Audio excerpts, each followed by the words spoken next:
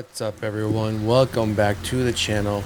So, oh boy, it seems like we now have a trend on our hands. It feels like ever since, and don't get me wrong, I know The Substance wasn't the first body horror film we've seen, as you can see just from this headline alone, right?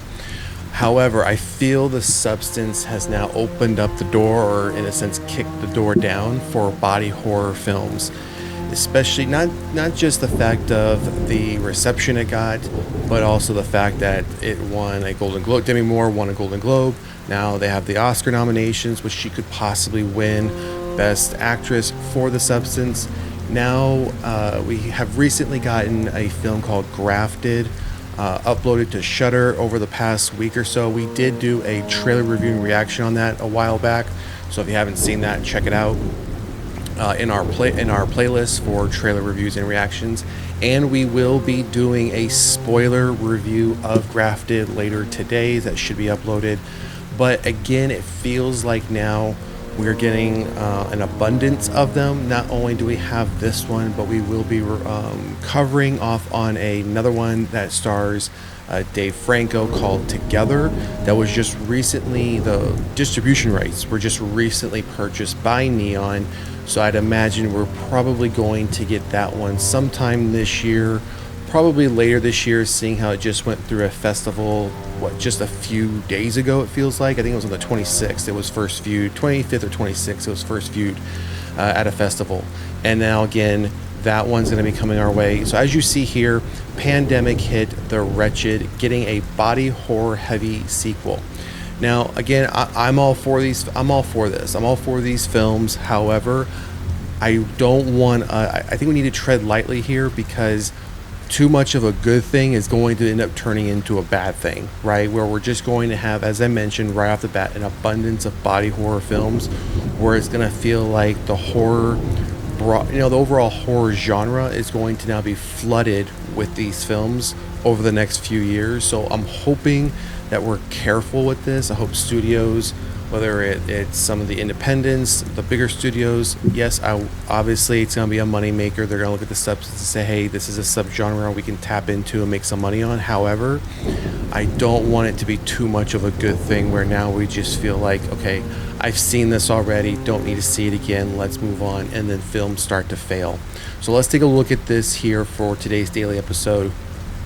One of the films that managed to break out at the box office at a time when the major studios weren't releasing their movies in theaters, IFC Midnight's creature feature, The Wretched, made headlines with a $4 million worldwide box office haul back in 2020, with much of the film's success coming from the drive-in circuit. Now, 5 years later, a sequel is taking shape.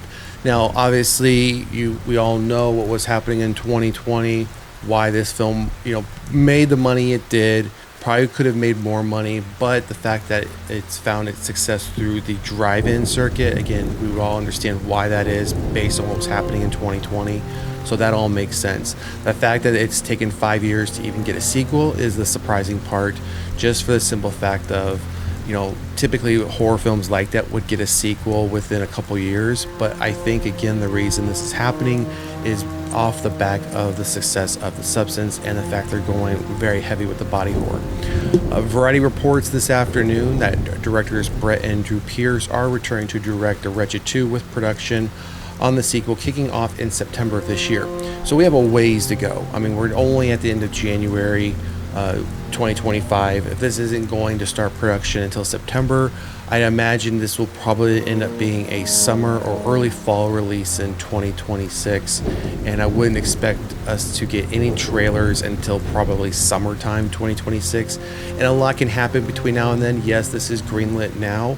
However, films can come and go very quickly. It's possible this could get shelved. It's possible this could get canceled. But as of right now, it's got a green light. They're going to move forward with it. The brothers tell Variety independent horror has been staking out its claim at the box office in the last couple of years with films like Terrifier 3 and Late Night with the Devil, and audiences are craving more from these original stories and voices.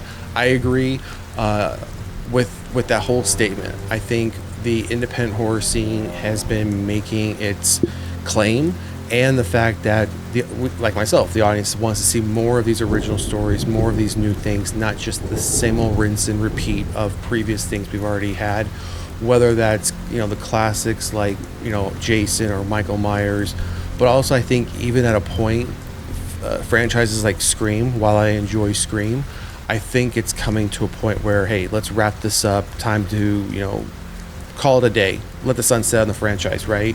I mean, we have Scream 7 coming up at some point. We have the Legacy sequel for I Know What You Did Last Summer coming up. So I think a lot of these old franchises are still trying to bank on a little bit on nostalgia, but they're also riding the wave of these independent films that are making an impact in the horror space. So it just seems like the right time to bring our witch back, as she was born out of us wanting more from our creature features that we aren't getting. In the original movie, a teenage boy struggling with his parents' imminent divorce faces off with a 1,000-year-old witch who is living beneath the skin of the woman next door. And the upcoming sequel to Wretched 2, a small-town deputy is pulled into a rash of missing children's cases, only to discover that the skin-changing wrench is back and has been preying upon the families of his community for a century. If you missed The Wretched back in 2020, you can stream the film on Shudder now, and there's just a poster of it. If you want to go, again, if you have Shudder, go check it out. If you didn't see it back in 2020, but I'd imagine most horror fans have probably seen this already. I mean, if it's been out for almost 5 years now, odds are you've seen it. Unless you have a laundry list of films you're still trying to catch up on, then it's possible it's somewhere in the middle. Like I said, I'm looking forward to this. I just want us to be very careful when it comes to this subgenre, that we don't just get an overabundance of them, and then we're looking back on it wishing that they just would have kept it small. All right, so moving on to our next topic for today's daily episode, the Lost Boys musical coming to Broadway in spring 2026. I don't even know what to think about this. Again, as I was alluding to on the previous topic, and even with studios in general nowadays, I mean, there's been recent news a couple weeks ago where there was talks about there's further talks to do a Goonies sequel or a Gremlins sequel, a new Gremlins film, right? So Goonies isn't horror, so let's focus on Gremlins. I don't think we need another Gremlins film. I don't think we need a new sequel to that, a legacy sequel. I don't think we need a reboot or a remake. I think what we got was fine.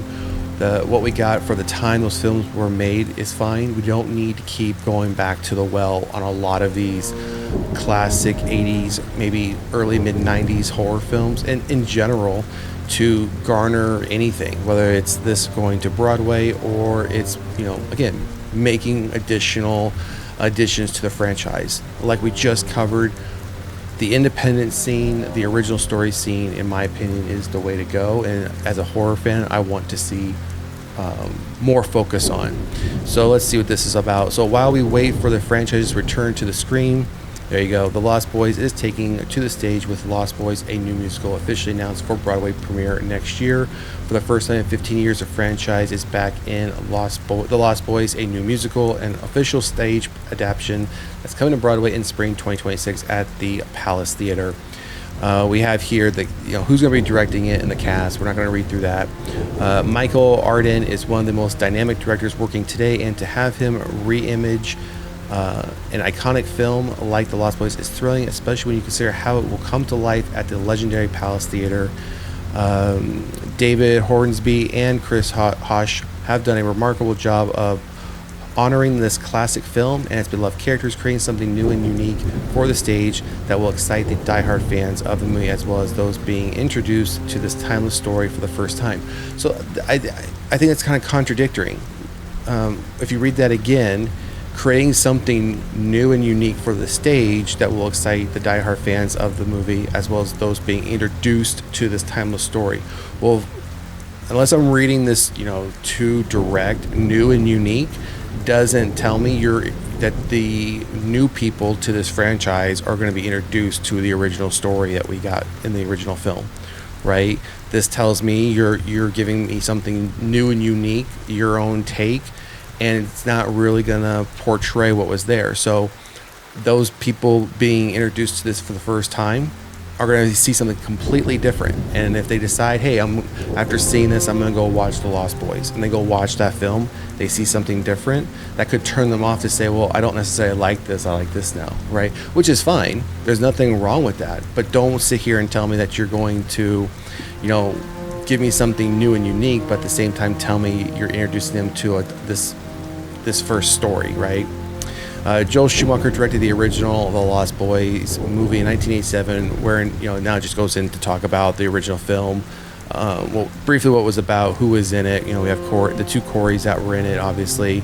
And then we have here the first, looks like, poster or image for The Lost Boys, a new musical. Again, I'm a little bit indifferent when franchises start to go this route, especially when things didn't work out for the film sequels to this. Now we're going to try a Broadway show in spring 2026.